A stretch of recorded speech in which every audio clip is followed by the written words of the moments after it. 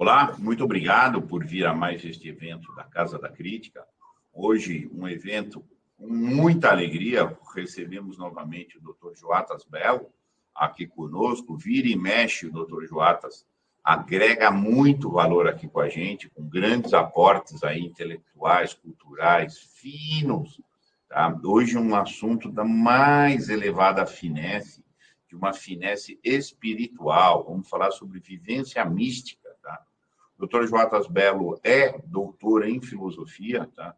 Mas tem uma bagagem aí bastante consolidada, bastante cristalizada também na teologia e, enfim, trabalha muito com os temas da metafísica e eu afirmo sem erro que o Dr. Joatas é um polímata, tá?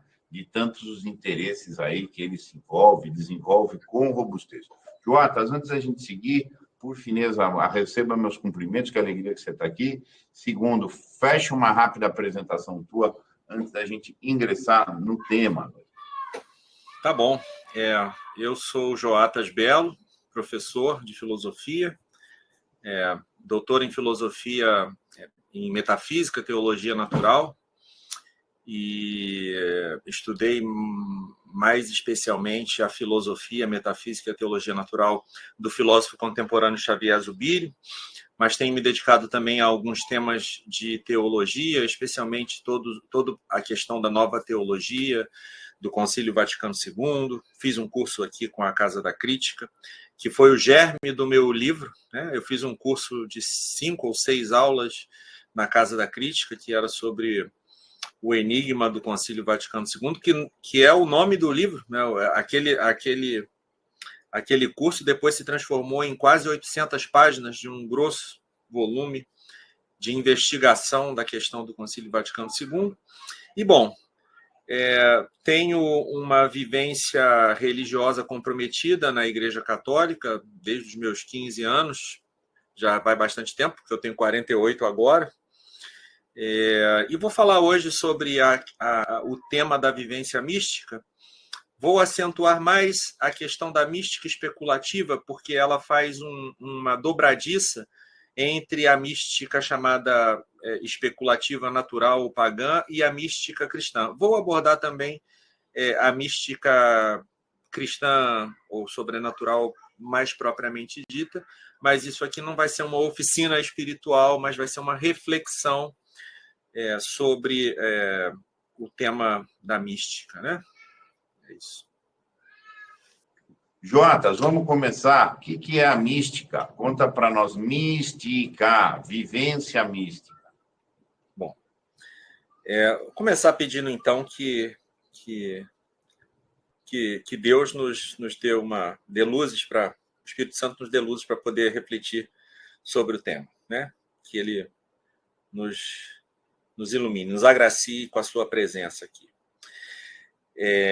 Que assim seja, portanto. A mística é um tema que está de moda, né? Todo mundo fala de mística, todo mundo fala de meditação transcendental, zen budismo, New Age, nova era,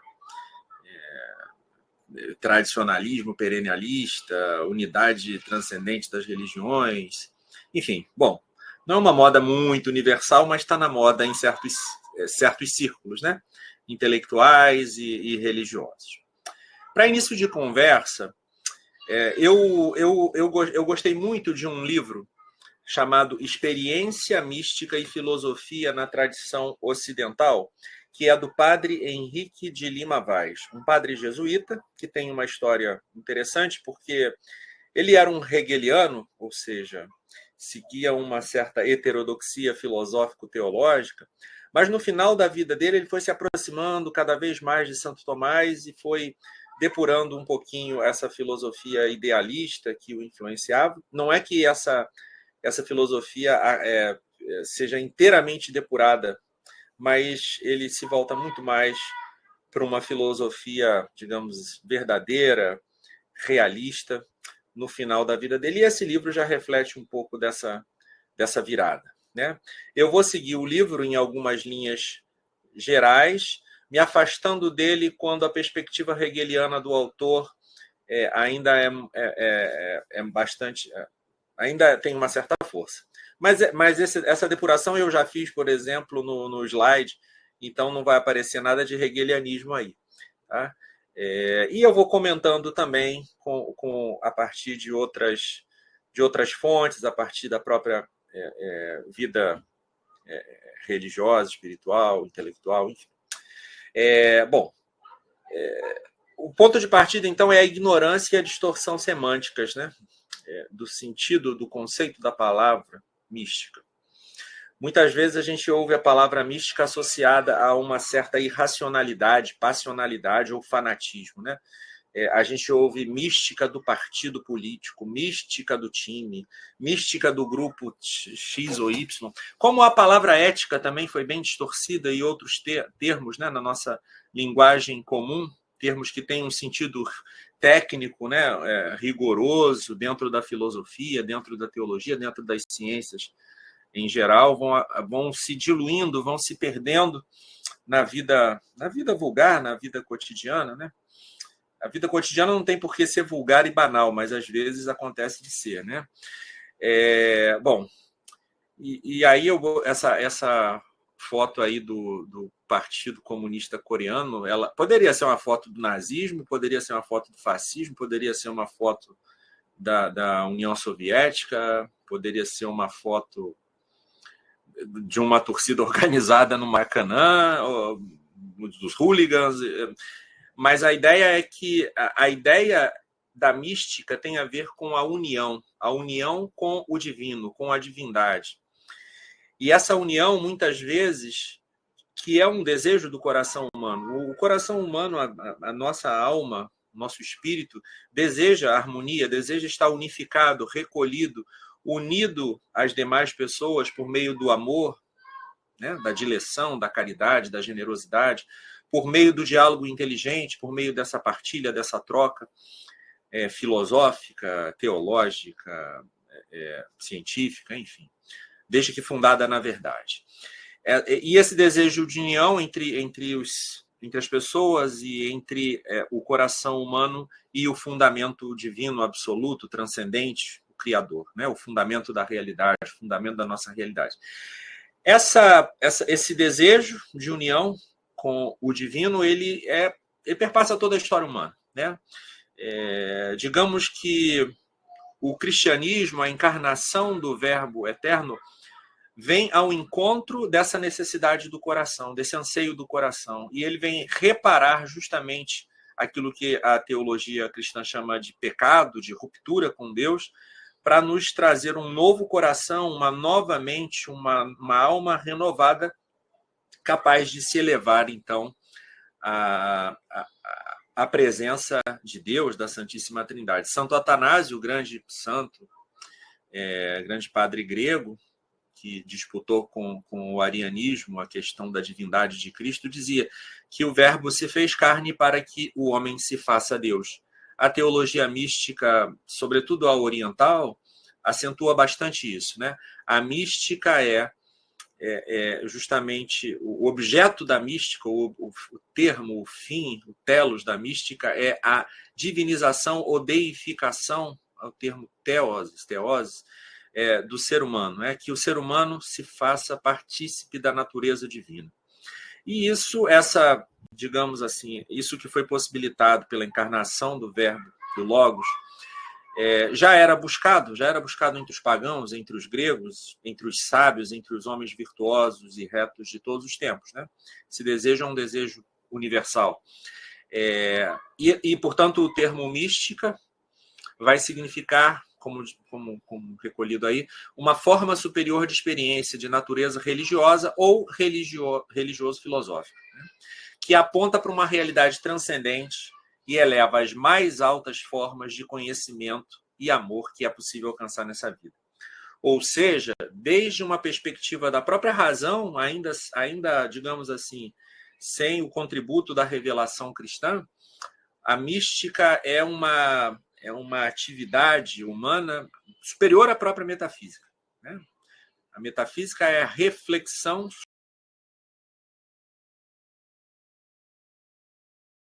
sobre o princípio transcendente da realidade. E a mística é o intento, já humano, pré-sobrenatural, de unidade, de união, de conformidade da própria alma com o princípio, com o arquê, com o fundamento divino da realidade. Só que no uso moderno do termo mística, essa realidade, esse anseio de união, esse anseio, essa busca do coração humano pela sua unidade interior, pela comunhão com as demais pessoas, através da comunhão com o divino, esse termo e essa realidade é completamente pervertido. Fica limitado ao nosso ser no mundo, à nossa existência temporal, à nossa existência mundana, até mesmo na Igreja Católica, que deveria ser um baluarte da busca da transcendência, muitas vezes, na teologia, em certas doutrinas, vai, digamos assim, acentuando um imanentismo, a substituição da verdadeira caridade transcendente, participação na natureza divina por uma sorte de imaginária caridade política. E aí o padre Vaz vai falar algo que me deixou bastante, digamos assim, tocado. A mais profunda perversão espiritual da história é a captação da mística pela política. Quer dizer, quando a dimensão da imanência. A política é importante, evidentemente, né? A política é a nossa relação horizontal com as demais pessoas.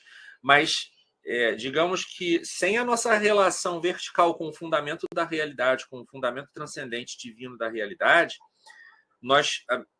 se a gente pensar no símbolo da cruz, né? Sem essa haste vertical, o que acontece com a haste horizontal? Ela desaba, ela perde o seu fundamento, ela perde o seu sentido, a sua raiz, né? Aí o homem vai se tornar aquilo que os filósofos políticos vão, como Hobbes diz, né? Assim, dizem, o homem é o lobo do homem, o estado de natureza, todos querem se comer, todos querem se destruir. E, bom, vamos tentar, através de algum tipo de pacto social, de algum tipo de contrato natural, contrato social, tentar diplomaticamente, né, com as armas da diplomacia política, buscar uma paz perpétua, como diria Kant, buscar um respeito à dignidade humana, como pretenderia a ONU, a Liga das Nações, a ONU, e todos esses tratados, esses pactos, desde o pacto lá depois das guerras de religião, no século XVII, XVIII, passando pelo Congresso de Viena, pelos tratados de paz da Primeira Guerra, da Segunda Guerra. Quer dizer, nós temos uma infinidade já de pactos, de alianças que são completamente frustrados, ineptos, incapazes, ineficientes, não nos podem trazer a almejada comunhão, a almejada comunidade feliz. Nós estamos longe, vejam, nós estamos longe do ideal da política, da amizade cívica aristotélica, né? Nós estamos longe desse ideal de uma política sã, saudável, do ponto de vista da mera racionalidade humana, porque nós estamos mergulhados nessa inversão do espírito humano, que não olha mais para as coisas do alto, mas só busca as coisas da terra. As coisas da terra são importantes, evidentemente, mas elas não são o fundamental. Me permita um comentário aí, é um assunto que me é muito caro, porque eu trabalho muito essa perspectiva. O sectarismo tomou lugar dessa experiência de encontro, de maneira que as pessoas acham que transcendem porque estão numa experiência sectarista. Tá? Então, eu estou na turma, estou no grupo, portanto, eu transcendi. Sim. E vai chamar isto de encontro divino. É o que a gente tem visto aí, é o que a gente tem visto em todas as religiões, inclusive. Sim. Incluindo o catolicismo também. Sim, incluindo o catolicismo. Assim, muitas vezes, principalmente. E também uma outra distorção semântica é com a própria noção de vivência ou de experiência, né? Ela é reduzida, em grande parte das vezes, a uma experiência sobretudo subjetiva, no sentido subjetivista mesmo, assim, no sentido de um sentimentalismo, de uma exacerbação da emoção, da paixão, da nossa afetividade mais carnal.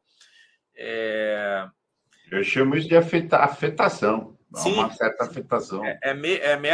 Mera afetação, é mera resposta animal ao estímulo, né? Assim, não, é uma modificação tônica, mas que não chega a ser uma afetividade espiritual, intelectual, baseada na apreensão dos valores, baseada na inteligência, né? na comunidade entre a inteligência e o coração, né? Mas simplesmente nessa ruptura entre o intelecto e a nossa base humana material, que é importante, mas que nessa inversão, sobretudo na Idade Moderna, a gente vai ver isso aí, a mística se tornou um misticismo basicamente dionisíaco, né? No sentido do deus Baco, do deus Dionísio, né? Uma mística orgiástica. Por exemplo, desculpa, Vicente, o apelo que o sexo tem, o sexo desenfreado, o sexo, a promiscuidade, ou as próprias orgias sagradas, né? Em certos ritos, nos ritos dos mistérios antigos e ainda hoje, inclusive na prática, a prática da pedofilia dentro da igreja muitas vezes tem um fundamento pseudo-místico, né?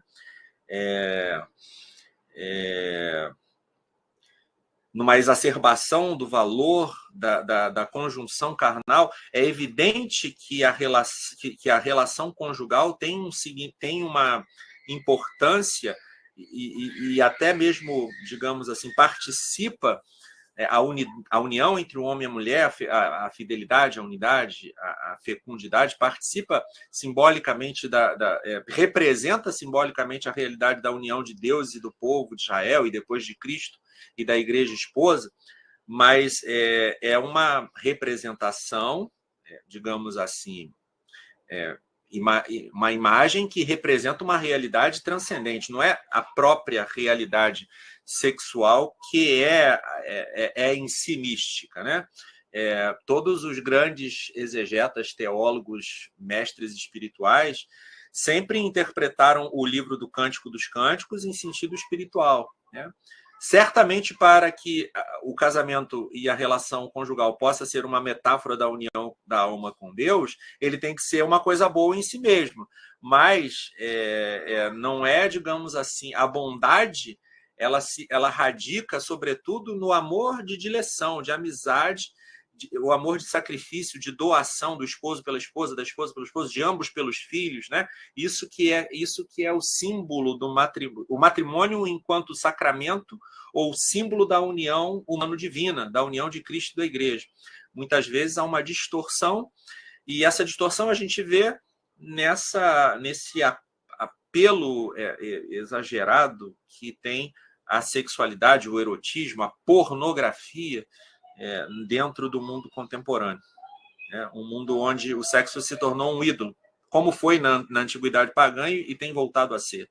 É claro que as impurezas, com perdão da mal palavra, as putarias sempre existiram, porém, como algo reconhecidamente marginal, como algo reconhecidamente, digamos assim, a parte da moralidade pública, a parte da moralidade objetiva, né? Quando essa realidade, quando a luxúria se torna um direito, se torna um valor, aí a gente está perdido. A gente está simplesmente a gente está entrando num buraco ainda mais baixo do que ou no mesmo buraco, talvez, né, dessa imanentização política do sentido da mística, né? E, como eu dizia, o termo experiência, vivência também está sendo distorcido, né? A gente só entende a vivência em termos dessa afetividade subjetiva, dessa afetação, como você bem disse, subjetiva, e não lê a experiência, a vivência, no sentido que, por exemplo, os melhores autores da fenomenologia nos ensinaram, né? Como uma experiência mental como uma experiência intencional, ou seja, onde o espírito humano é protagonista, onde a inteligência da realidade tem a primazia, onde o afeto, a afetividade é uma afetividade que capta a verdade dos valores, né? Que capta a hierarquia axiológica, que, por exemplo, percebe o ouro do amores, do qual falava Santo Agostinho e voltou a falar Max Scheler na sua própria axiologia dos valores, né? Na sua própria ética axiológica, melhor dizendo, porque aí eu fui redundante. Há uma redescoberta do coração da afetividade espiritual na fenomenologia contemporânea, no próprio Max Scheler, que eu falei, no Dietrich von Hildebrand, que é uma recuperação do sentido do coração entre os místicos católicos, entre os padres gregos da filocalia, que falavam bastante da oração do coração, entre os padres cistercienses, São Guilherme de Saint-Thierry, São Bernardo de Claraval, os vitorinos, Hugo de São Vito, Ricardo de São Vito, São Boaventura, né? Santo Tomás, como a gente vai ver mais adiante, também falava de um conhecimento amoroso ou de um amor que conhece. E, portanto, a mística reside nessa busca da unidade pessoal, da unidade da comunhão interpessoal e da comunhão com o divino, mas que se baseia na própria harmonia interior, na própria unidade interior, na capacidade de recolhimento, de contemplação da realidade, de unidade, a capacidade de unir o coração e a mente, né? O cérebro e a mente, unificar a alma e, portanto, com as potências todas reunidas, recolhidas, unificadas, longe do barulho exterior, longe da dispersão, longe da desunião, da discórdia, da conversa frívola, da conversa fiada, enfim, nós podemos encontrar o caminho da verdadeira mística. Coração e intenção estão parecidas com o Não, não. O coração, dentro da mística e dentro da ética da fenomenologia contemporânea, ele é um símbolo do órgão da captação dos valores. Tá? Da captação do que é importante, né? do que vale como algo que importa.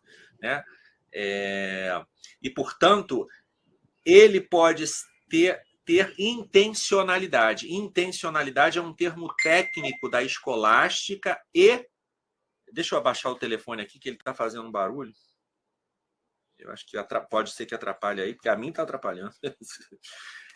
Intencionalidade é um termo técnico da escolástica medieval, retomado pelo psicólogo e filósofo ex-sacerdote Franz Brentano, que influenciou Edmund Husserl e a escola fenomenológica. Intencionalidade significa que a nossa consciência, a nossa mente, sempre se dirige a algo outro que ela mesma. Quer dizer, é uma tentativa de corrigir o psicologismo. O psicologismo é uma interpretação da filosofia kantiana, da filosofia moderna, de que todas as nossas ideias, de que todas as nossas vivências intelectuais, elas são internas ao sujeito, elas não captam a realidade, elas não captam um objeto distinto do sujeito. Então, a fenomenologia é um intento, muitas vezes depois esse intento se frustra ou se desvirtua, mas, digamos assim, é um bom intento contemporâneo de recuperar a direção da nossa consciência e também do nosso coração.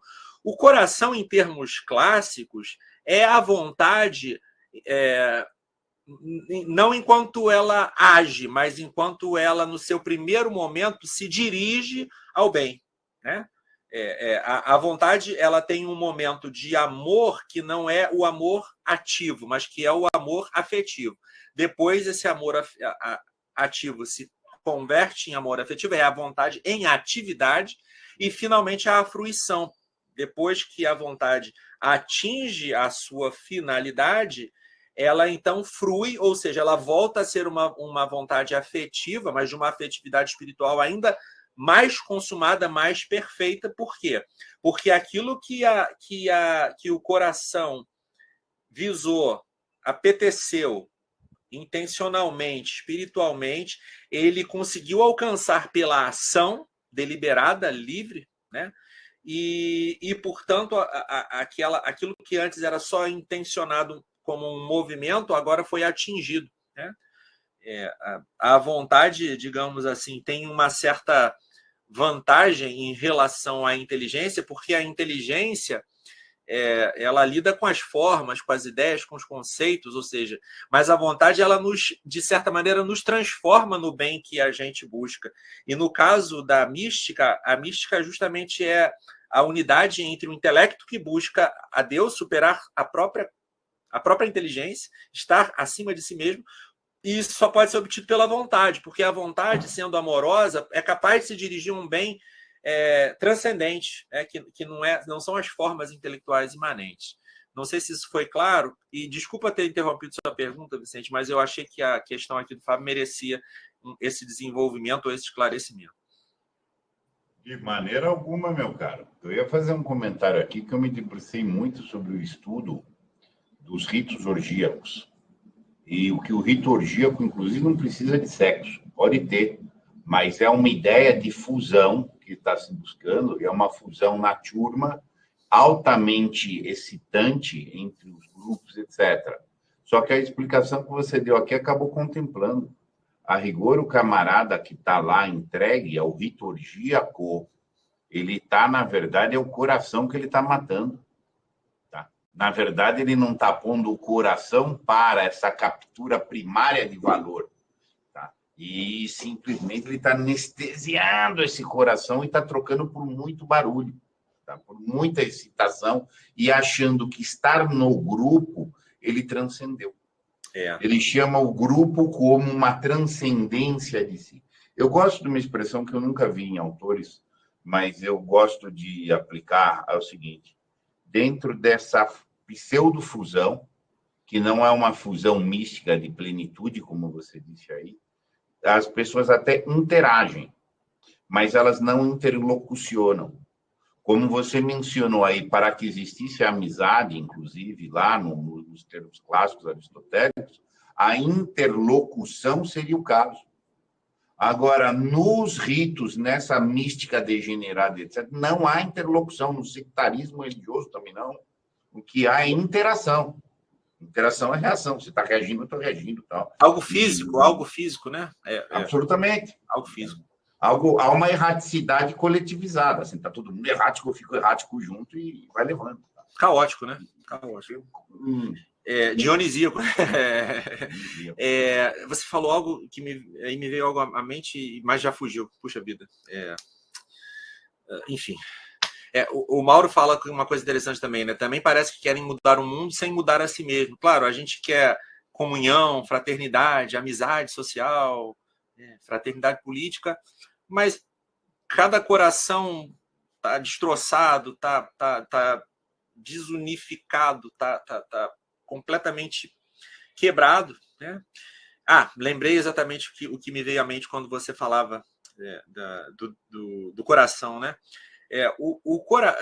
Eu lembrei da encíclica Deus Caritas Est do Bento XVI. Você lembra daquele início onde ele fala assim: os antigos pagãos, com a ideia do Eros, eles mais ou menos vislumbraram, né, que esse desejo que começa no amor sensível, no gozo pela aparência bela, ele não pode terminar aí, né?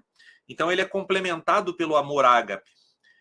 Mas já Platão já tinha superado isso quando no banquete, no simpósio, ele fala que esse Eros é apenas um impulso inicial para um amor que da beleza dos corpos. A escala amores que ele desenvolve. Sim. Do corpo para a beleza, para isso até chegar no bem.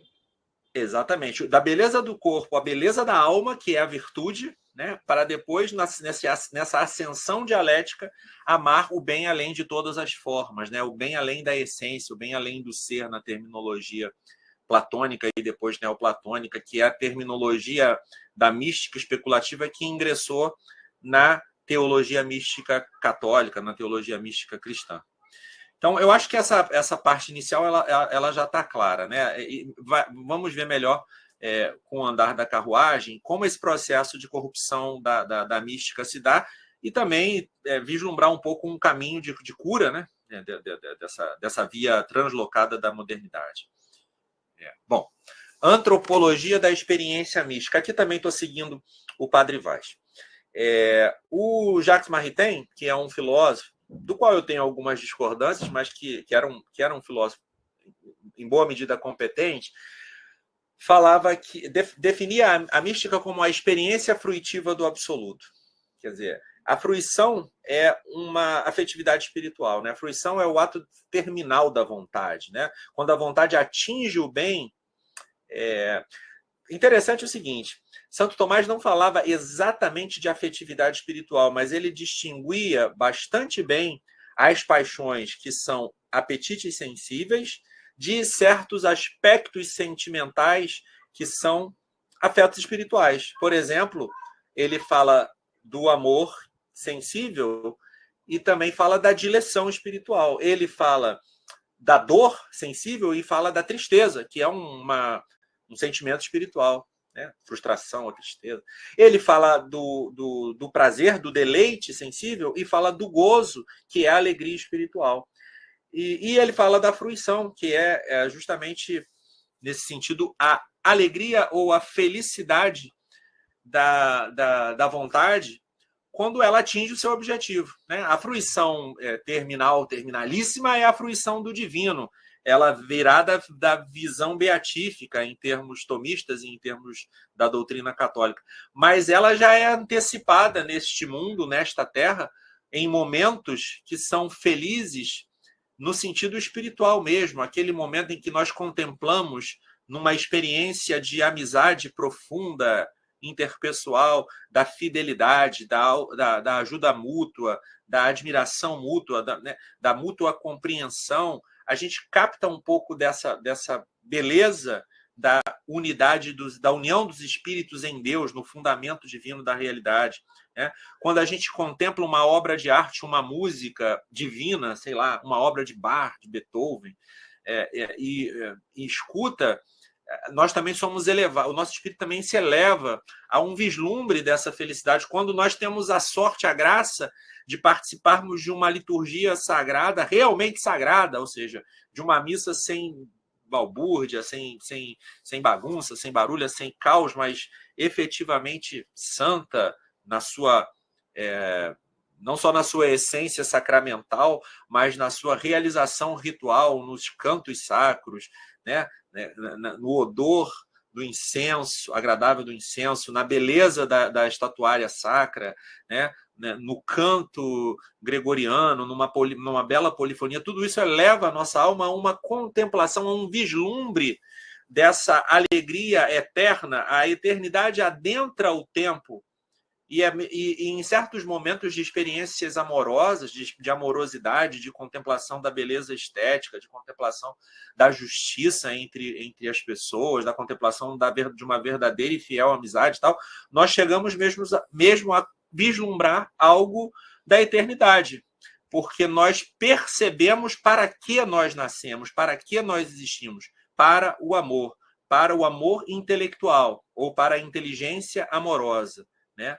Para a apreensão da verdade e para a realização do bem, da justiça, do amor, para a concretização dessa verdade através da caridade. Né? E isso nos traz uma experiência de liberdade, de franqueza, de liberalidade, de generosidade, que nos prova, no sentido quase de uma prova empírica mesmo, onde nós saboreamos e sabemos algo da transcendência, algo do que nos supera e que nos arrasta de maneira livre a essa autossuperação, autotranscendência. Né? Nos colocamos acima de nós mesmos por essa força, por essa graça da realidade do seu fundamento divino que nos eleva a um vislumbre da eternidade, da vida eterna, daquilo para o qual nascemos. É o maravilhamento, para usar um termo aristotélico. Taumatzen, né? O admirar-se, o maravilhar-se diante da realidade, aquela atitude pueril da qual fala Platão e do qual fala Aristóteles, não no sentido pejorativo da meninice, mas da infantilidade ingênua, aberta ao real, aberta a um questionamento, a uma busca que não é curiosidade, mas tem mais a ver com a estudiosidade, com com a elevação, com a busca da inteligência pelo saber do que, para depois saber o porquê, né? O verbo mien, quer dizer, fechar os lábios ou os olhos, foi de onde veio a palavra mística. E, metaforicamente, esse fechar os lábios e fechar os olhos significa a iniciação, iniciar-se. Por quê? Por causa do segredo do mistério da mística, do objeto místico, que é algo que transcende a realidade cotidiana, a realidade vulgar, a realidade até mesmo da contemplação intelectual metafísica, ou do raciocínio, da discursividade metafísica, melhor dizendo. Por quê? Essa iniciação ela é justamente algo da qual não se pode... Essa contemplação da beleza é algo do qual não se pode falar muito. Por isso que, por exemplo, Santa Teresa d'Ávila, que se encontra aqui com os olhos fechados e numa atitude contemplativa, interior, né? Nessa alegria espiritual, né? São João da Cruz, expressavam as suas experiências com poemas, né? Que a poesia ela consegue expressar melhor esse conhecimento amoroso, esse afeto intelectual, ou essa inteligência afetuosa, amorosa, do que a discursividade, né?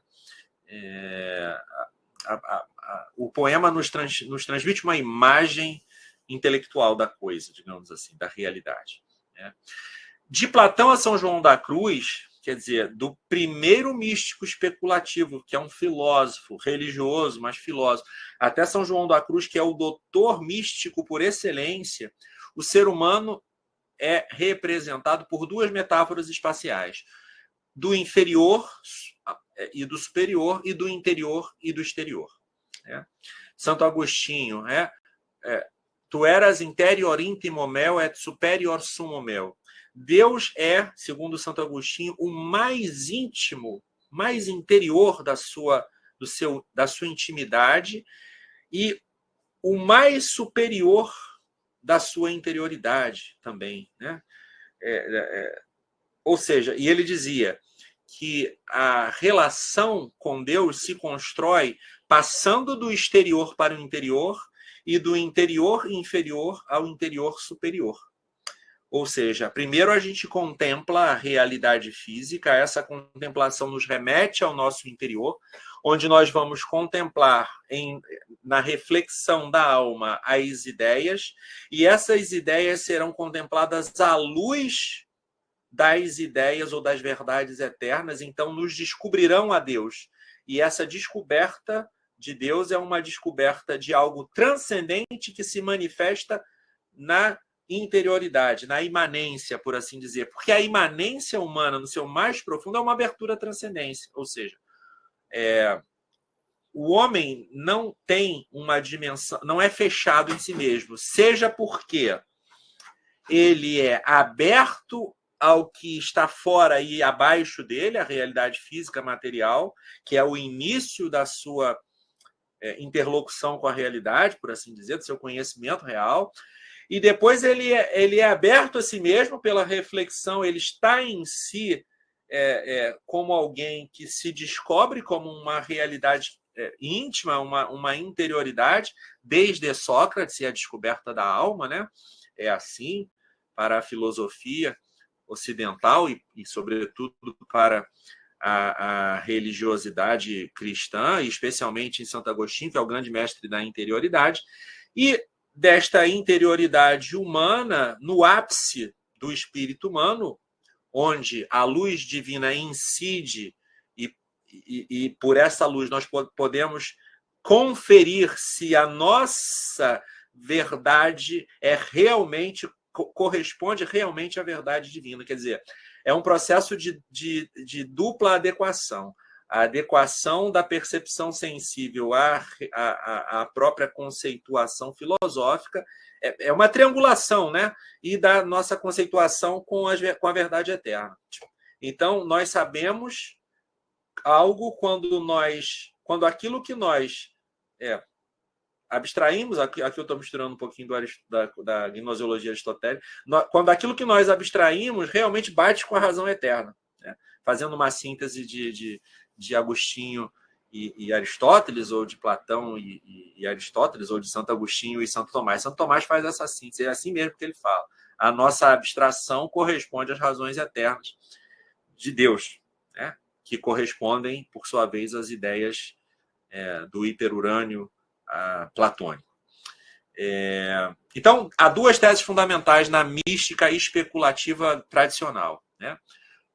Seja pagã filosófica, seja cristã. O espírito é o nível ontológico mais elevado no ser humano, quer dizer, a nossa mente, a fina ponta da nossa mente, o espírito, o nous, né? A mens, o intelecto, né? Não vou aqui entrar nos meandros da discussão aristotélica do intelecto agente passivo, único, o paciente é único para todos os homens, o agente é único para todos os homens. Essas discussões filosóficas são super interessantes, mas agora elas nos desviariam muito da praticidade aqui da questão, né?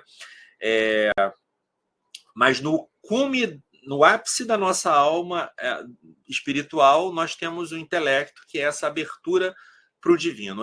O intelecto é a nossa luz interior, digamos assim, que ilumina as imagens sensíveis e, ao mesmo tempo, esse intelecto recebe a sua luz do fundamento da realidade.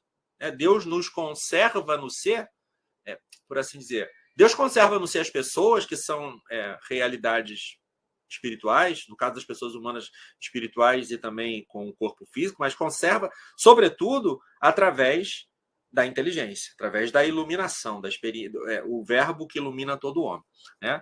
Em termos tomistas, a gente tem que modular isso um pouco e dizer que o ato de ser humano, o ato de ser da forma, seria justamente o intelecto, que é o mais íntimo do ser humano, ou o ato de ser, que é onde, digamos assim, a presença de Deus no íntimo do espírito humano reflete a sua luz, né? E a dialética interior-exterior, inferior-superior, como constitutiva do espírito no mundo. O espírito no mundo é o espírito encarnado, ou é o corpo inteligente, é o ser humano, né? Essa expressão é mais ou menos hegeliana, mais ou menos heideggeriana. O padre Weiss aqui mostra as suas influências, mas a gente não precisa implicar com todos os termos e conceitos modernos ou contemporâneos, né? Às vezes a gente pensa assim que a gente vive num mundo totalmente errático. Não. Às vezes, as filosofias contemporâneas e modernas têm algumas boas ideias que nos servem para falar de coisas verdadeiras, né? Então, a mística cristã e pagã, sobretudo platônica, né? O platonismo depura o orfismo, depura o pitagorismo, né? Depura as religiões de mistérios, e, portanto, eu não vou falar de tudo isso, porque para que eu vou perder meu tempo se eu já tenho Platão, que já fez esse trabalho todo? Eu não vou aqui ficar depurando as religiões de mistério, dionisismo, orfismo, os mistérios de Eleusis, tudo isso que nos manuais de filosofia vocês vão encontrar, ou em algum manual de mística especulativa vocês vão encontrar, mas eu vou passar por cima disso tudo. E, portanto, em Platão e no cristianismo, nós temos o mesmo modelo antropológico. O nous ou mens, o olho da alma, como falam alguns místicos, né? Capaz de afirmar o absoluto pelo discurso metafísico, racional, processual, né? Partindo do mais conhecido, que são os efeitos, até chegar à causa primeira, que é Deus, em termos aristotélicos, e este olho da alma, este nous, esse intelecto, essa mente, disponível para uma união moral com o absoluto. Uma união moral e quase física, digamos assim, com o absoluto, pela participação na natureza divina através da graça sobrenatural. É uma união que, em termos cristãos, não aniquila nem dilui a personalidade no divino, num divino que seria, portanto, impessoal, cósmico, a divindade cósmica, mas que é uma união moral, de algum modo física, pela comunidade do amor, né? O amor como a pericóresis, ou a circuncepção da Santíssima Trindade, que é a circulação da essência pelas pessoas divinas, da essência divina pelas pessoas divinas. A própria caridade divina circula entre a vontade humana e a vontade divina, as duas constituem uma só. Elas são duas, efetivamente distintas. E aqui, como em todos os outros casos, o modelo é Jesus Cristo. Ele tem duas vontades, a vontade humana e a vontade divina, mas que são sempre harmônicas. A prova de que Jesus tinha duas vontades é a agonia no Horto de Getsêmani. Nós vamos celebrar a Semana Santa daqui a alguns dias, né? Começa no próximo domingo, aliás, não é isso? Domingo de Ramos. E depois teremos a Páscoa, mas a vontade humana de Jesus sente medo, sente tribulação, não gostaria de ter que morrer, mas a vontade... porque esse é o desejo, né? A dimensão afetiva falando ali, mas a vontade intelectual, o coração de Jesus percebe o valor do reino dos céus, o valor do Pai, o valor da fidelidade à vontade divina, e ele então consagra toda a sua vontade humana à vontade divina, se une nessa união moral da vontade, é como que uma unidade quase física das duas vontades num mesmo amor, né? Num mesmo amor. Bom, então essa estrutura antropológica vertical, né? Vertical por quê? Do exterior para o interior e do interior inferior para o interior superior e transcendente. Essa estrutura vertical é a condição de possibilidade da recepção da revelação, ou seja, de uma manifestação ostensiva de Deus na história, na vida humana, através dos profetas, através de Jesus, dos apóstolos e da pregação da igreja, dos santos, da doutrina dos santos, da vida mística dos santos, que continua essa obra de anunciar a boa nova da encarnação do Verbo para que o homem se faça Deus, para que o homem se divinize, se torne ele mesmo também participante da natureza divina. Alguma questão a gente pode... há fusão, mas não há encontro. Isso é o que ocorre, mas não é o que deve ser. É o que eu entendi ali do que o Mauro disse, né? Na experiência orgiástica há uma fusão, mas não há encontro, né? Não há encontro interpessoal. Mas na experiência de verdadeira comunhão, inclusive entre esposa e esposa, há um encontro, né? Há um encontro que é quase uma fusão, mas é uma fusão que está subordinada ao amor intelectual, ao amor, à intenção amorosa espiritual, né? A mística especulativa, então. O Padre Vaz fala de três místicas: a mística especulativa, a mística mistérica e a mística profética. Por que eu vou falar mais prioritária e quase exclusivamente da mística especulativa? Porque ela é o ponto de encontro entre a mística racional ou natural e a mística sobrenatural ou cristã, ok? Isso vai nos permitir entender melhor os vários aspectos da mística. A mística profética, a mística mistérica, tem a ver com a liturgia, os sacramentos, a celebração dos mistérios. Em grego se diz mistério, em latim sacramento, mas é a mesma realidade, ou seja, algo que manifesta Deus, mas ainda o vela em certo sentido, né? Porque na revelação do mistério, a essência divina em si mesma ainda não é compreensível. E mesmo na visão beatífica não será inteiramente compreensível, porque Deus é uma realidade infinita e o nosso gozo eterno, a nossa alegria ou felicidade eterna sempre vai descobrir novos aspectos de uma realidade fundamento infinita, plena, e nunca será, digamos assim, cansativo essa alegria, nunca será cansativa essa alegria eterna. Bom, e a mística profética vem da audição da palavra de Deus, né? Os profetas, os agiógrafos, os apóstolos, mas também a audição também a leitura, a audição da Bíblia na liturgia, a leitura meditativa da Bíblia, a chamada Léxio, que depois conduz à contemplação dos mistérios que estão contidos na Sagrada Escritura. Esses dois aspectos, a audição da palavra de Deus e celebração dos sacramentos, eles são os meios cristãos para comunicar a graça e, de fato, a mística especulativa cristã é inseparável desses meios, da escuta da palavra e da celebração dos sacramentos, tá? tenham isso em vista. Eu vou falar da mística especulativa, mas tenham em vista que quando eu chegar na fase cristã dessa mística especulativa, já vou chegar, ela está conectada com a celebração e com a contemplação da palavra, com a meditação e contemplação. Porque o fim da meditação é a contemplação. O fim da discursividade, o fim do raciocínio é uma intuição intelectual, uma visão teórica. Né? Teoria é visão, teorem é ver. Theos, Deus é o que tudo vê. Né?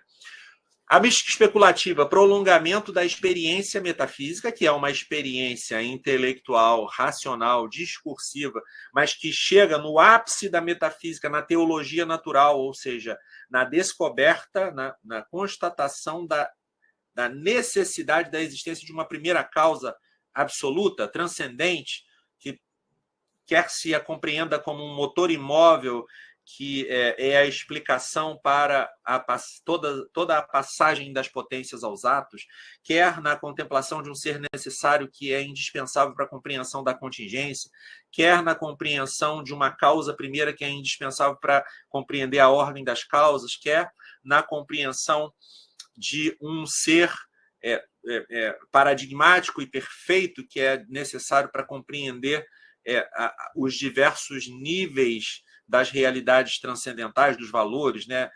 Da justiça, da nobreza, da veracidade, enfim, da beleza, quer, finalmente, na constatação da existência de uma inteligência ordenadora necessária para que esse nosso mundo seja um cosmos que segue determinados objetivos. Né? São as 5 vias aqui ditas de maneira, digamos assim, express, né? Mas o objetivo aqui não é estudar a teologia natural.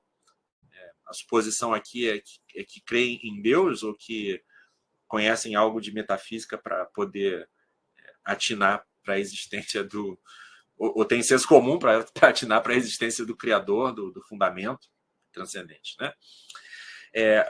Platão é a fonte primária da mística especulativa e é nele, e depois em toda a tradição cristã, a tentativa de unir a razão e o entusiasmo, quer dizer, a mente e o afeto, a mente e o coração. Tá? Na metafísica, como eu já falei, a inteligência procede por via discursiva, analogicamente, passando das características contingentes e finitas das coisas criadas do nosso entorno até a realidade absoluta divina, até afirmar, portanto, o absoluto real. Na mística especulativa, a inteligência é elevada como que acima de si pelo ímpeto de atingir o absoluto pelo êxtase, né? Naquilo que os místicos vão chamar de excessus mentis, quer dizer, a mística especulativa, no caso, é um intento da inteligência num esforço intelectual amoroso, né? Um esforço amoroso, não raciocinante, mas numa concentração das energias psíquicas, num recolhimento pessoal, numa capacidade de se esvaziar das concepções imagéticas, né? De esvaziar a nossa memória de todos os acontecimentos processuais contingentes para tentarmos nos fixar no essencial, né? Para tentarmos, então, nos elevarmos acima da contemplação das coisas sensíveis e da causa primeira na sua fundamentação para um vislumbre que seja gozoso da eternidade. Posso colocar aí, Joatas, uma questão? É um estado de transe? Eu acho que estado de transe é uma palavra que é muito equívoca, porque nós podemos falar de transe através de certas experiências bioquímicas, né? Através de certas experiências. E eu prefiro falar de êxtase, e eu opino, né? Não vou aqui demonstrar, provar, mas vou aqui simplesmente fazer uma afirmação, uma suposição, dialeticamente, depois eu teria que fazer contraposições, mas aqui não é o caso. Eu diria que a mística especulativa dos pagãos, de Plotino, de Platão, até pelo modo como eles expressam, hoje não vou ler, eu até separei aqui as Enéidas de Plotino, mas não vou ler agora, não. O modo como eles expressam toda essa experiência mística especulativa que tem, parece ser um modo de pessoas muito retas, muito virtuosas, muito buscadoras da verdade, que, por algum auxílio especial da própria graça de Deus, chegam às condições, a meu juízo, da oração de recolhimento e de gosto, que em Santa Teresa está situada nas quartas moradas do Espírito. Okay? Santa Teresa tem uma classificação do itinerário cristão de 7 moradas, né? Então, assim, na primeira morada é o início da conversão, na segunda morada vai um passo a mais, na terceira morada você já quer cumprir a vontade de Deus, na quarta morada você já se instalou, ao menos provisoriamente, no cumprimento efetivo da virtude, das virtudes, né, cardeais, e então a sua alma já consegue ter uma experiência de certo êxtase, você já está mais livre e você já consegue ter certas experiências de oração afetiva, de contemplação afetiva, que ela chama de oração de gosto, oração de recolhimento. Eu acredito, eu acho, eu opino, e precisaria depois fazer uma fundamentação melhor, que a chamada mística natural, ela alcança o nível desse tipo de encontro com o divino. Com um certo risco, diria eu. O risco de essa oração de gosto e de recolhimento, ela, sobretudo, é uma oração de unificação das potências humanas. Qual é o risco? O risco é, ao não transpassar essa experiência, confundir essa unificação com uma imanência divina em sentido forte, com uma transformação ou uma identificação do fundo do espírito humano com o próprio espírito divino. Daí tem todo o risco da ontologia panenteísta, do qual eu falo bastante, que é a confusão entre o íntimo do espírito e a própria divindade. E depois disso pode haver o degringolar para o gnosticismo mais depravado. Quer dizer, eu já me acho santo, eu já me acho divino, então eu posso agir de qualquer forma. Tá? Eu não estou pressupondo isso aqui desses grandes místicos especulativos neoplatônicos. Mas eu estou dizendo que a mística natural tem esse risco. Nós experimentarmos o recolhimento da alma e confundirmos essa unidade com a própria deificação. Mas ainda estamos nas quartas moradas, um pouco distante da deificação, na qual nós teríamos a prova da união com distinção. Ok? Nós saberíamos que estamos unidos a Deus, mas não somos Ele, e essa unidade é pela graça, ou seja, é por uma oferta e um favor divino, e não por uma espécie de direito humano, né? Como se nós fôssemos divinos por natureza, uma emanação que necessariamente regressa a Deus, e não uma criação livre por efeito do amor de uma plenitude que cria superfluamente algo que não necessitaria existir e quer que esse supérfluo se una a ele, mas existe o livre-arbítrio, existe a vontade própria, que pode se transformar em amor próprio, o egoísmo e fechamento à transcendência, né? Enfim. Eu incorri nesse vício, nesse perigo, fiquei vulnerável a esse perigo a partir de uma vivência num evento dionisíaco. Tá? Sim. Em que vi claramente, e eu não tinha essa capacidade desse discernimento de ver o íntimo do espírito e discernido com o divino em si, tá? E isso tem efeitos terríveis, tá? E ainda bem que eu consegui sair daquele buraco que eu estava entrando. Por isso que a experiência de transe não é exatamente a melhor terminologia para qualificar essa experiência da oração do êxtase primordial, que é a oração de gosto, a oração de recolhimento. Tá?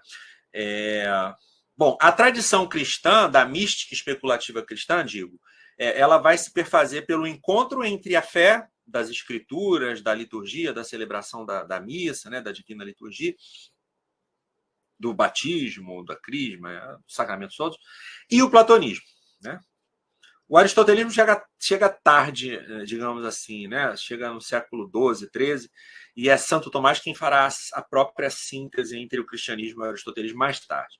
Aqui, Aristóteles, as obras de Aristóteles mais conhecidas são a lógica, né? São as obras lógicas, certo?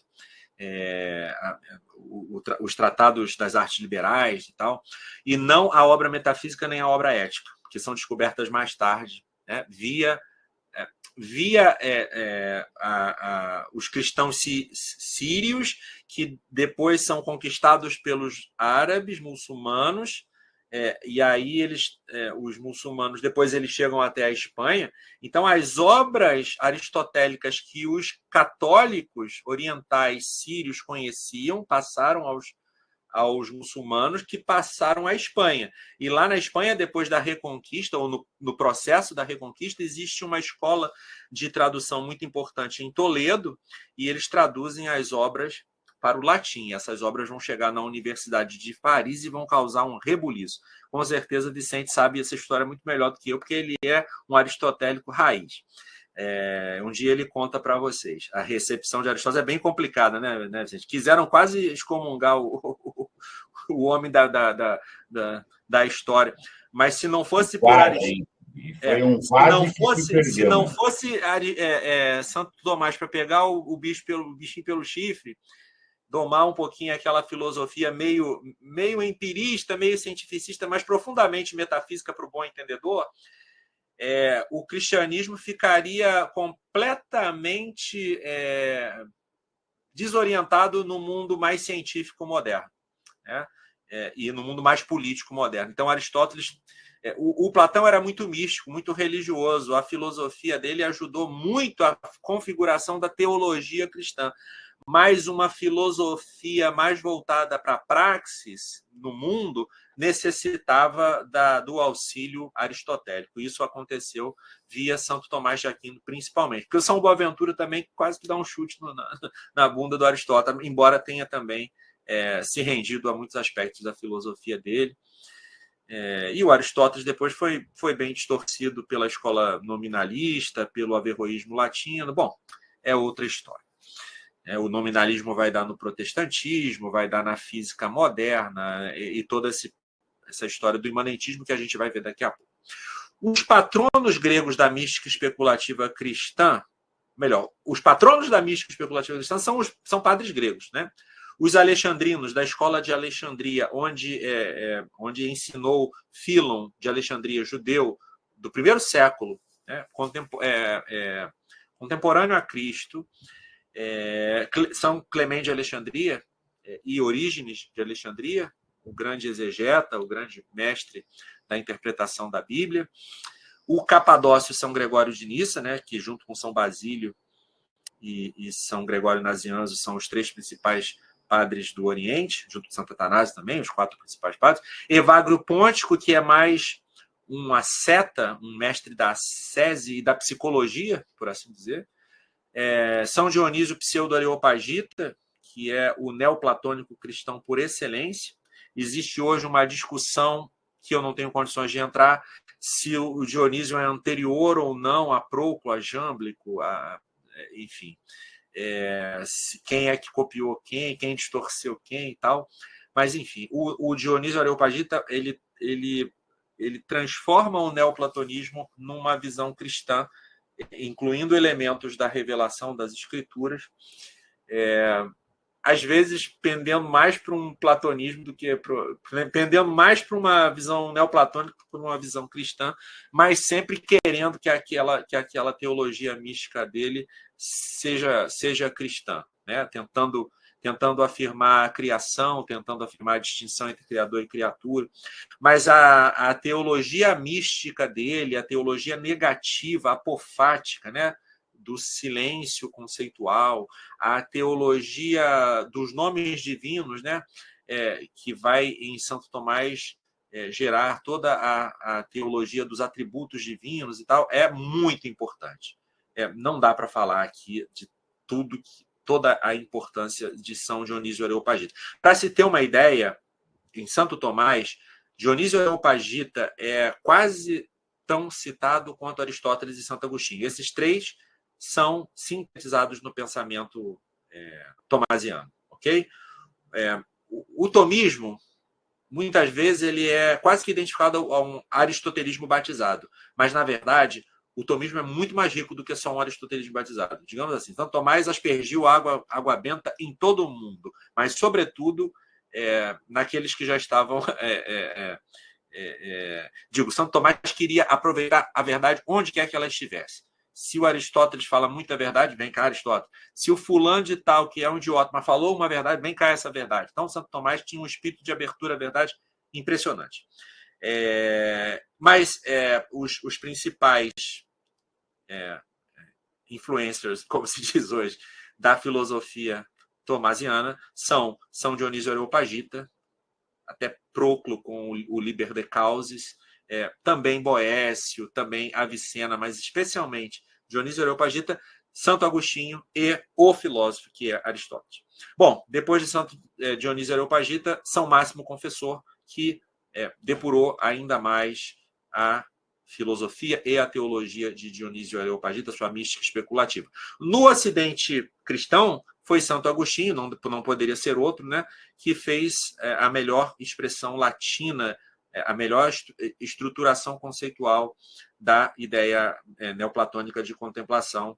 Também São Gregório Magno, que é um grande papa, que era da ordem beneditina, portanto, de certo modo, a influência de São Bento também se encontra aí.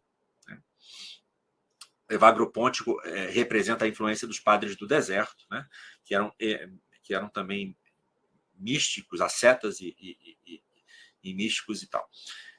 No século XII, tem um salto aí, né, grande, porque efetivamente, entre São Máximo e talvez São João Damasceno, que é um padre siríaco, né, não existe assim, até o século XII, algo algo que seja relevante na ideia, na realização, né, dessa teologia mística. Então, mais no século XII é um florescimento. A mística cisterciense, o cister é um mosteiro, é uma reforma da ordem beneditina. São Bernardo de Claraval vem daí, né? A mística cisterciense tem como principais representantes o próprio São Bernardo e o seu amigo Guilherme de Saint-Thierry. E também a mística vitorina da escola de São Vítor, né? Que ficava situada na França. E, portanto, essas duas escolas, a escola cisterciense e a escola vitorina, vão ser uma renovação da mística especulativa. A doutrina do Guilherme de Saint-Thierry e de São Bernardo procede de Santo Agostinho, de São Bento, né? Lembrando que os cistercienses são beneditinos, reformados, e São Gregório Magno, também Papa e beneditino. E da experiência dos padres do deserto, especialmente através de São Bernardo, né? Se alguém quiser aprofundar na teologia mística de São Bernardo, pode ler um livro do Etienne Gilson com esse título, Teologia Mística de São Bernardo. As principais obras místicas de teologia mística de São Bernardo são o seu Tratado do Amor, né? E o seu comentário ao Cântico dos Cânticos, tá? E Guilherme de Saint-Thierry, entre outras obras, a Carta de Ouro. É mais afetiva essa doutrina pela influência agostiniana, pela influência dos padres do deserto com a sua espiritualidade do coração. A doutrina de Hugo e Ricardo de São Vítor une os escritos dionisianos à tradição agostiniana, então vai acentuar mais o caráter especulativo. No século Ricardo de São Vítor e Hugo de São Vítor são muito importantes, né? Ricardo de São Vítor tem um livro muito famoso chamado Didascalion, que é sobre a arte de ler e que traz, digamos assim, a estrutura das artes liberais no ensino medieval. É um livro muito importante para os estudiosos do trívio, né, no sentido do quadrívio, Hugo de São Vítor, e tem diversas outras obras, sermões, obras sobre a contemplação. Ricardo de São Vito também. Ricardo de São Vito é um autor importantíssimo, muito pouco conhecido, bastante ignorado. O sujeito simplesmente criou o termo existência. Esse termo que é tão importante hoje, né, foi criado por Ricardo de São Vito.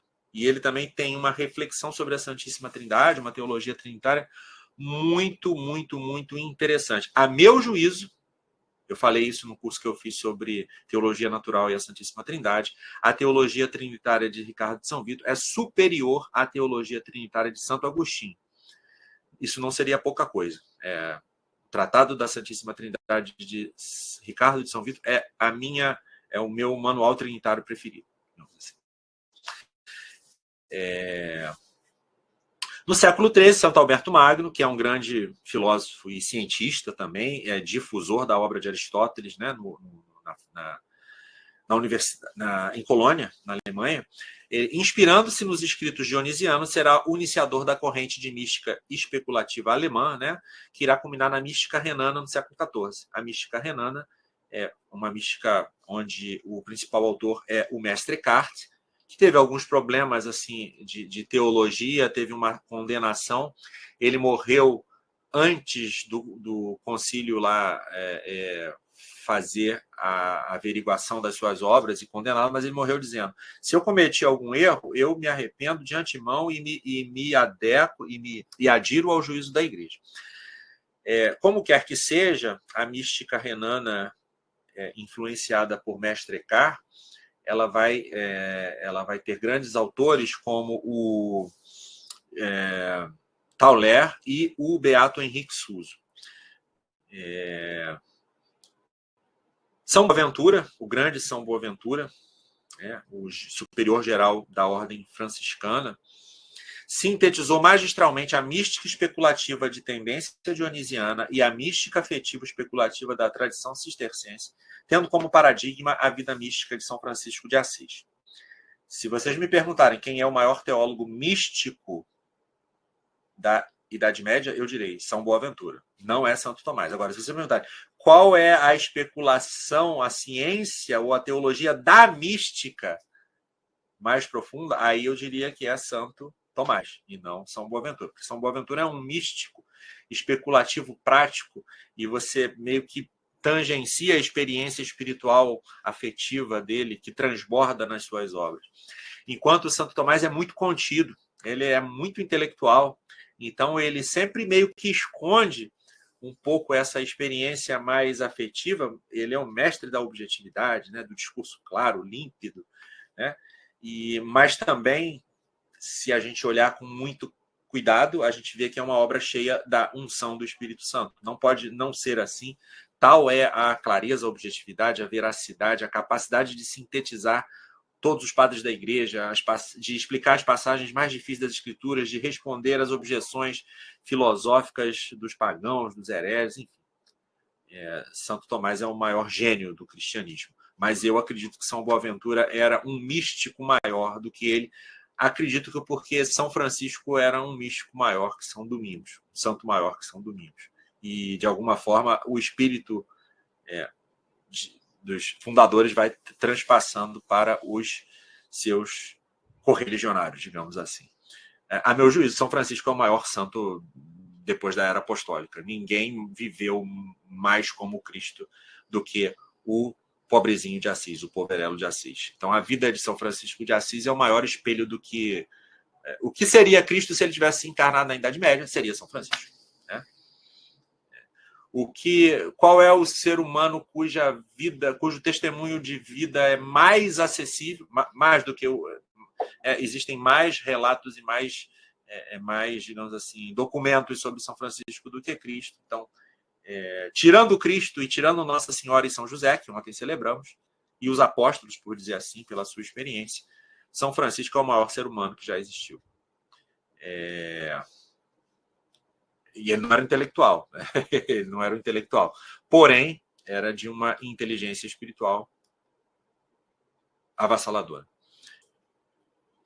A mística especulativa. Então, é aquilo que eu disse. São Tomás iniciou uma teologia da mística, na qual a vida contemplativa ou a própria contemplação, adquire perfil conceitual definitivo na doutrina católica. É curioso que, quando o Santo Tomás vai falar da vida contemplativa, ele fala também da vida ativa, e ele diz qual das delas é superior. E ele compara a passagem de Marta e Maria, né? Ele faz isso a partir da passagem de Marta e Maria. E ele diz que, e ele, seguindo a literalidade das Escrituras, interpreta que a via de Maria é melhor, a via contemplativa. Maria escolheu a melhor parte, ela ficou aos pés de Jesus, ela não ficou lá lavando as coisas, preparando, ela ficou aos pés de Jesus, escolheu a melhor parte. Então, mas a grande sacada de Santo Tomás é que ele introduziu na análise da contemplação mística a categoria de origem aristotélica do conhecimento por connaturalidade. Tá? A citação da Suma Teológica, da segunda parte, questão 45, artigo 2. O amor que conhece, o conhecimento que procede do amor é o que conhece a mãe. Então, nesse sentido, Aristóteles, apesar de não ser tão religioso quanto Platão, veio trazer uma solução conceitual genial para a explicação do conhecimento místico, da contemplação mística, da visão beatífica. Né? Santo Tomás, assim, é o doutor do saber comunicável sobre a contemplação, ou seja, daquele saber que pode ser ensinado, teoricamente, pelo discurso. Teologia especulativa da contemplação, enquanto São João da Cruz, o doutor místico, o místico católico por antonomasia, assim como Santa Teresa vai ser a mística por antonomasia, por excelência, será o grande doutor do saber incomunicável, a teologia prática da contemplação. Santo João da Cruz é do século XVI, espanhol, do século de ouro, espanhol. Ele a teologia mística dele é o padrão, assim como a teologia dogmática de Santo Tomás é o padrão, a teologia mística de São João da Cruz é o padrão. Né? Ele é o teólogo místico católico. Ele fez a síntese mais perfeita de toda essa especulação, desde Dionísio Areopagita, passando por Santo Agostinho, passando pelos cistercenses, pelos vitorinos, por Santo Tomás, que lhe dá todo o arcabouço intelectual, né? E, finalmente, pela própria experiência de Santa Teresa, a quem ele foi ajudar na reforma da Ordem do Carmo, né? Da Ordem do Carmelo. Depois a mística Renano Flamenga, a qual eu já mencionei, Mestre K, o Beato Henrique Suso, João Tolé, motivos neoplatônicos, uma tendência intelectualista que muitas vezes será distorcida, e ela vai ter um papel importante na transformação moderna da mística em filosofia especulativa, né, que culmina em Hegel. É o risco de uma excessiva intelectualização da mística, né? Aquele risco plotiniano que na filosofia do idealismo alemão vai se consumar, né? Com uma filosofia já marcadamente panenteísta, né? Imanentista, que coloca Deus no fundo do mundo e abandona completamente a visão de um Deus transcendente. Depois, Jean Ruysbroeck, que também faz parte, de certo modo, da mística renana, mas que inicia um movimento mais afetivo, que é chamado devócio moderna, que muitas vezes é muito criticada, mas que tem seu valor. Né? Groot, Tomás de Kempis, que é o suposto escritor da Imitação de Cristo. A Imitação de Cristo é a obra mais emblemática da devócio moderna. É uma obra clássica, uma obra de espiritualidade indispensável, né? Embora não alcance as alturas da especulação mística, é uma obra que qualquer cristão, qualquer católico, qualquer pessoa que queira se interessar pelo tópico Imitação de Cristo, pode ler essa obra sem problema. Né? Vamos adiante? Registro, eu me converti depois de lê-la. Perfeito. Viram? Aí está. É a Imitação de Cristo. Né? Que é algo simplesmente ungido também, né? Algo inspirado. Mística especulativa, ainda. Né? O destino da mística especulativa nos tempos modernos está ligado ao destino da inteligência espiritual. A partir de Descartes, sobretudo, o chamado pai da filosofia moderna, a primazia gnoseológica e ontológica não é mais do objeto, mas do sujeito. O Xavier Zubiri, meu filósofo de estimação, ele diz o seguinte: na filosofia clássica, por exemplo, a aristotélica, tudo é sujeito, porque tudo que é real é substância, né? Então, substância, tudo é sujeito. Sujeito de acidente, sujeito de predicação, né? E na filosofia moderna, a partir de Descartes, a única coisa que é sujeito é o ser humano. O resto tudo virou acidente da mente humana. De um modo... claro, eu estou resumindo aqui bastante, né? Todas as realidades perderam, digamos assim, o seu caráter subjetual e transformaram-se em objetos da mente, da substância humana, da res cogitans, do sujeito pensante. O sujeito pensante não é cada sujeito particular, não. É o filósofo, é o cientista, é o representante do sujeito transcendental, é a encarnação do sujeito transcendental kantiano, da res cogitans cartesiana. Porque só existe quem está pensando, e enquanto pensa. De certo modo, isso não deixa de ter sua verdade relativa, né? Nós, como seres humanos, somos mais humanos quando inteligimos a verdade. Quando vivemos da verdade, porque a verdade conhecida é que nos faz livres, né? Nos diz o Evangelho de São João, capítulo 8, versículo 32. Porém, o pensante aqui para Descartes é um pensante, é um intelectual que depois o marxismo vai chamar de intelectual orgânico, né? Aquele que cria a cultura, que determina os rumos, independentemente até da verdade das coisas. Tá? Bom, vai haver, portanto, na modernidade, a parte da mística cristã, que nunca mais vai alcançar, que depois da altura alcançada por São João da Cruz, vai aí se manter, mas nunca tendo depois um místico da mesma estatura espiritual. Claro, existem outros santos fabulosos, como São Francisco de Sales, que no seu tratado do amor de Deus, mais do que na Filoteca, é um livro muito introdutório, mas no Tratado do Amor de Deus ele faz uma síntese da espiritualidade católica, especialmente a partir da mística carmelita, mas ele faz uma síntese da mística católica que também, que é mais ou menos na Idade Moderna o que a imitação de Cristo é na Idade Média. Né? Ou a Escada Santa de São João Clímaco, que eu não mencionei, mas o principal, talvez, o principal dos padres do deserto, São João Clímaco, com a sua obra também. Na minha opinião, tá? Quais seriam as obras mais representativas da mística na história do cristianismo? Eu diria a Escada Santa na Antiguidade, a Imitação de Cristo no medievo, o Tratado do Amor. São João da Cruz é Alconcurso, então não vou colocar os tratados de São João da Cruz, a Subida ao Monte Carmelo, a Noite Escura, etc. Mas obras indispensáveis. A Escada Santa de São João Clímaco. Vocês podem ler a Filocalia, ou a Pequena Filocalia dos Padres do Deserto, podem ler e meditar os ensinamentos de São Doroteu de Gaza, por exemplo, de São João Cassiano, que disputava com Santo Agostinho, por isso ele ficou um pouco... do próprio Evagrio Póntico, tendo em conta que ele caiu na heresia ariana, se não me falha a memória, ou eu estou falando besteira, mas em algum tipo de heresia eu acho que ele foi acusado. O São João Cassiano foi acusado da heresia semi-pelagiana. Alguns dizem que essa heresia não existe, outros dizem que existe, enfim, mas não é o caso aqui da gente discutir. Mas essas obras são chaves. A Escada Santa, os ensinamentos de São Doroteu de Gaza, a Filocalia, as obras de São Máximo Confessor, a Imitação de Cristo, a Carta de Ouro do Guilherme de Saint-Thierry, as obras de São Bernardo, De Diligendo Deo, do Amor de Deus, depois, claro, Santa Teresa, São João da Cruz, né? Tratados mais ascéticos, o Combate Espiritual, do Padre Scupoli,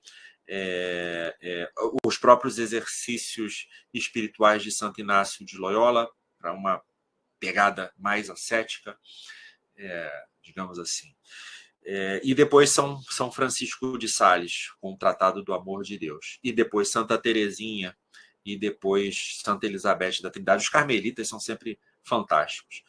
Santa Edith Stein, com a sua Ciência da Cruz, buscou sistematizar a obra de São João da Cruz. Tem uma obra também fantástica, é simples, mas é profunda, a nossa transformação em Cristo, do grande leigo católico Dietrich von Hildebrand. E que mais? A vida, Jesus, Vida da Alma, de Dom Columbia Marmion. Bom, aí poderia falar aqui muitos outros, mas é para ler, se fosse para ler poucos, A Escada Santa, a Imitação de Cristo, o Tratado do Amor de Deus, na minha opinião. Tá? Aí depois, São João da Cruz, porque é mais difícil, é mais árduo, né? Mais introdutórias essas. Voltando aqui para a mística especulativa moderna. A secularização da mística. A metafísica da subjetividade, que começa em Descartes, termina em Hegel, e depois, especialmente, a absolutização pós-hegeliana, né, da esquerda hegeliana, do socialismo utópico e depois do socialismo marxiano, a absolutização da praxis, que termina no niilismo pós-moderno, né, moderno e pós-moderno. Há uma transfusão de motivos gnósticos, gnosticistas, né, a heresia gnóstica, no projeto de inversão radical do anúncio da encarnação do Verbo. Quer dizer, o Verbo não mais se encarna para nos elevar a Deus, mas o Verbo se encarnaria para ficar aqui, para a gente gozar desse mundo, da mundanidade para sempre. Né? É um projeto de autodeificação do ser humano na imanência da sua história. E aí me recordo das palavras estranhas de Paulo VI no seu discurso de encerramento do Concílio Vaticano II, que a religião do homem que se fez Deus se encontra com a religião do homem que se faz... Não, a religião do Deus que se fez homem, que é o cristianismo, se encontra com a religião do homem que se faz Deus. E o que houve? Um encontro titânico? Não, houve uma harmonização, uma paz, uma fraternidade. Algo que, infelizmente, não se verificou. O concílio atirou numa direção e acertou em outra coisa. Claro que eu não estou aqui, não posso aqui provar isso que eu estou falando, mas, enfim, colateral. O desfecho, bom, nesse meio tem a teosofia, Jacob Boehme, que é um sapateiro supostamente místico. Na minha opinião, ele devia ficar cheirando a cola dos sapatos, porque ele tinha umas ideias que são completamente luciferianas, satanistas, mas que até os perennialistas, como Wolfgang Schmidt, caem nessa presepada de Boehme, que é um falso místico. Que Deus se faz trevas, e até o neoteólogo Urs von Balthasar também cai nessa esparrela, enfim. Não quero mencionar muito essas coisas. Mas o desfecho da absorção, da mística pela filosofia é Heidegger e a dissolução da filosofia num pensamento místico poético, imanentista do ser. Quer dizer, a mística, que tem um certo caráter poético na medida da afetividade, ela acaba se transformando em política. E em Heidegger, a política se transforma numa poesia meio niilista, não mais transcendente. Né? Numa perspectiva quase mitológica, assim, do sagrado, e todo esse palavreado heideggeriano, que também não dá tempo de investir agora. A teologia e a mística devem submeter-se aí eu vou citar Hegel, né? Isso não é o que eu penso, é o que o Hegel diz e expressa o espírito da modernidade, da mística invertida da modernidade. A teologia e a mística devem submeter-se à grandeza do ponto de vista do mundo moderno. Esse aprofundamento do sujeito em si vem a ser que o finito sabe-se como infinito e está, portanto, enredado, não enredeado, né? Devo ter escrito errado, com a oposição que é impelido a dissolver. Essa dialética assim, meio cabalista, gnóstica, hegeliana, panenteísta, onde o finito é infinito, infinito é finito, real é racional, racional é real. Bom. Obscurantista mesmo. Obscurantista, O Heidegger supera. Não que esses autores não tenham seus brilhantismos, seus momentos de brilhantismo e alguns insights que são muito úteis para compreender a realidade, ainda que desde uma perspectiva equivocada. Porém, eles estão nas trevas do intelecto. Estão numa razão raciocinante, discursiva, mas na qual o intelecto agente já foi para as cucuias, ou seja, eles não apreendem as formas reais, eles substituem as formas reais por uma imaginação vivaz e com uma capacidade dialética tremenda, sem a intelecção primordial. Então, você, sem a captação do ser das coisas, vai falando. É uma espécie de logocentrismo e não de inteleccionismo que nos resgataria a verdade real, né? O alvo da união mística passa a ser a praxis histórica do ser humano, absolutizada. É uma espécie de prática demiúrgica, onde o homem se autoconstrói demiurgicamente, onde constrói o progresso científico, tecnológico, político, social e tal. As mais espetaculares inversões da mística especulativa, na opinião do Padre Vaz, e eu endosso assim embaixo, o prometeísmo marxiano, ou marxista, como queiram, e o dionisismo nietzschiano, né? E hoje a gente tem a síntese disso. O liberal socialismo, o socialismo liberal, o identitarismo relativista, completamente niilista, na verdade, ao mesmo tempo as forças do mercado, a tirania do Estado, quer dizer, uma síntese,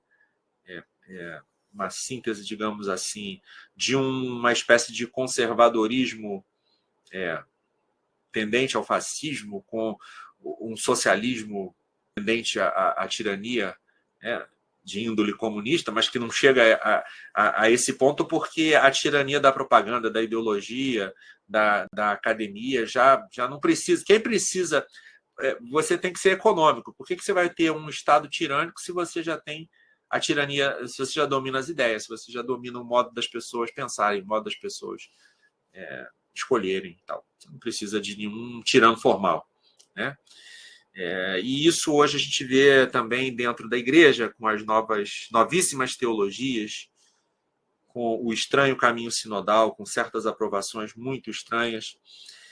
Bom, nós estamos nesse estado, onde a ideia da união com Deus e a ideia da união, da comunhão interpessoal e da ideia da unidade pessoal estão completamente fragmentadas, né? Praticamente destruídas.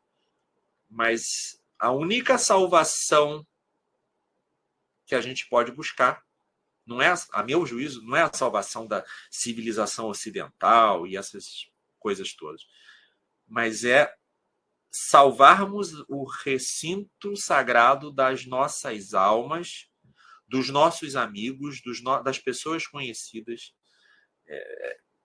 através da nossa virtude, da nossa santificação, do nosso esforço amoroso, da nossa virtude intelectual de buscar a verdade e difundir na medida das nossas forças. Uma vida escondida, mas dedicada à busca da verdade, à contemplação da verdade, à contemplação amorosa da verdade, à contemplação da verdade, da dignidade humana que se esconde numa alma, né? Da imagem divina que se esconde num corpo humano, né?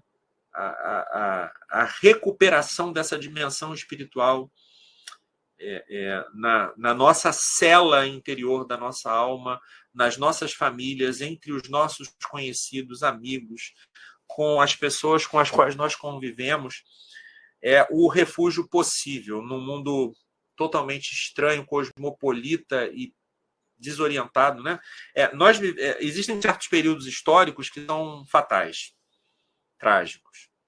Em termos cristãos, dramáticos, porque a tragédia nunca vence, né? Mas são dramas terríveis que terminam, que geram muito mal, né? Muitos como o do helenismo na Grécia, né? Em que a massificação, né? E aí as escolas filosóficas acabam virando seitas religiosas, né? Porque é um lugar onde, para recuperar um pouco de sanidade, você precisa se encontrar com os iguais, com os que pensam parecido, com todo aquele risco que o Vicente falava ao início, né? De confundir essa identificação ideológica ou até mesmo filosófica, mas confundir isso com uma experiência divinizante e tal, geralmente levando a certas gnoses e panteísmos estéreis espiritualmente, que não resolver nada. Enfim. Outro momento também nesse sentido de decadência, por mais que se pense o contrário, é o chamado renascimento do século XIV. Filosoficamente é uma tragédia também. E a nossa pós-modernidade. A nossa pós-modernidade talvez seja o fim de tudo. Ou o fim que vai ter um novo recomeço. Porque a civilização ocidental, tal qual ela era conhecida desde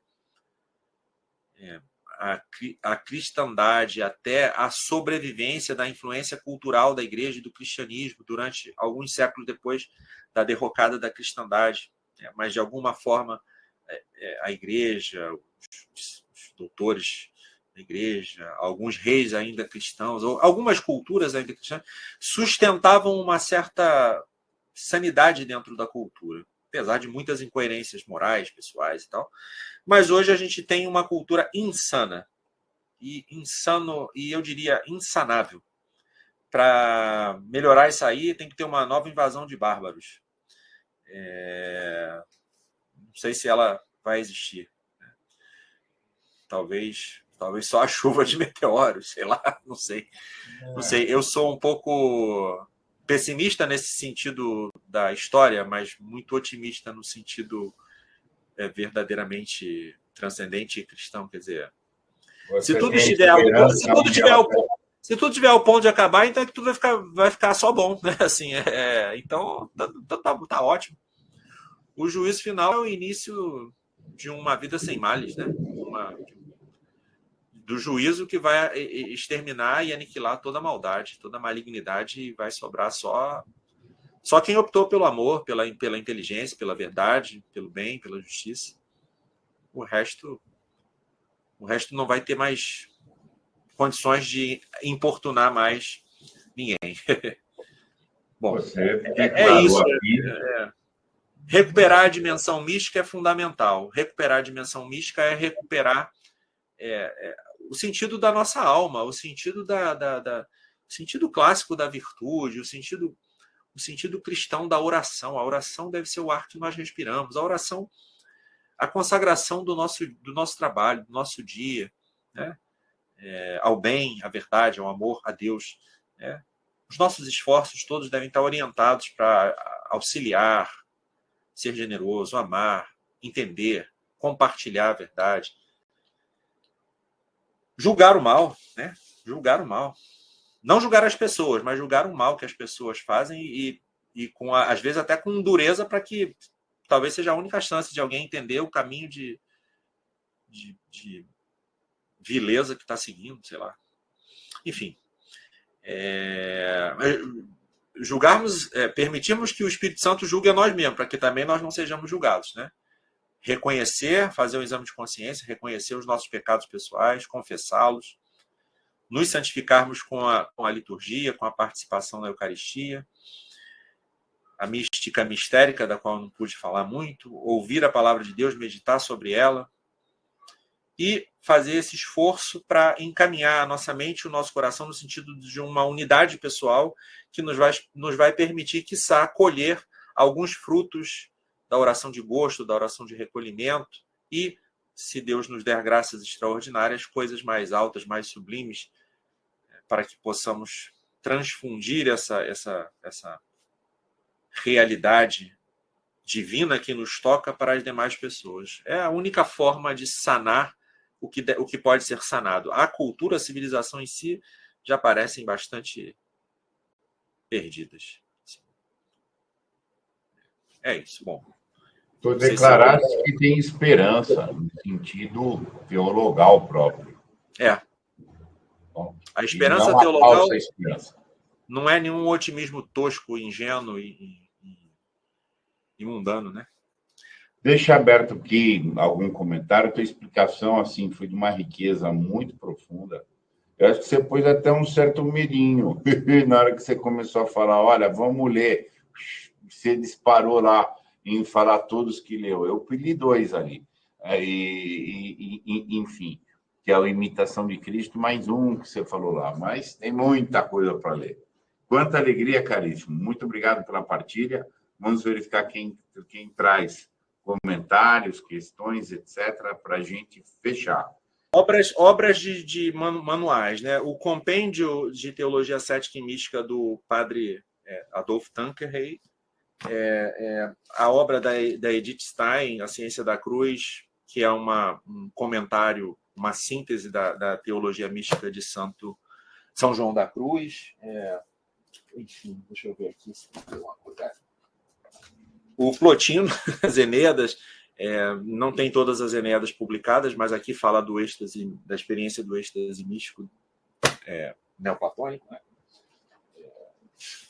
Desde uma perspectiva litúrgica, a ideia do mistério na liturgia, essa obra é clássica, Dom Odo Casel, Ordem de São Bento. Alguns tradicionalistas vão criticar, mas enfim. Se você quiser conhecer um pouco da mística renana, Alain de Liberat, que é um historiador da filosofia, Mettecar et la mystique renane, a teologia mística de São Bernardo, de Etienne Jusson. São obras que eu vim lendo ao longo vim relendo ao longo das últimas semanas e tal. Mas aí eu reli essa aqui, que é a Xerox, que eu tenho do padre Lima Vai, e falei, isso aqui já me dá um roteiro que vai me ajudar melhor nesse propósito de falar da mística hoje. Mas eu tive como pano de fundo todas essas ideias aí que... tem mais coisa aqui. Tem um texto a tese de doutorado em teologia do João Paulo II, né? Harold Wojtyla, é A Fé em São João da Cruz. Aqui, tem uma cópia aqui. Tem o Leonardo Boff falando de mística aqui, com o Frei Beto, falando um monte de besteira também. Sei lá. As obras completas de São João da Cruz. Isso aqui Para entender um pouco da teologia mística oriental e especialmente dos ortodoxos, Vladimir Lossky, a teologia mística do Oriente. Agora eu estou falando de manuais e de obras de referência, né? Eu falei algumas obras clássicas da espiritualidade. Acho que eu separei. Essa obra sobre Santa Teresinha aqui do padre Conrado de Mester, sobre a espiritualidade de Santa Teresinha, é referência.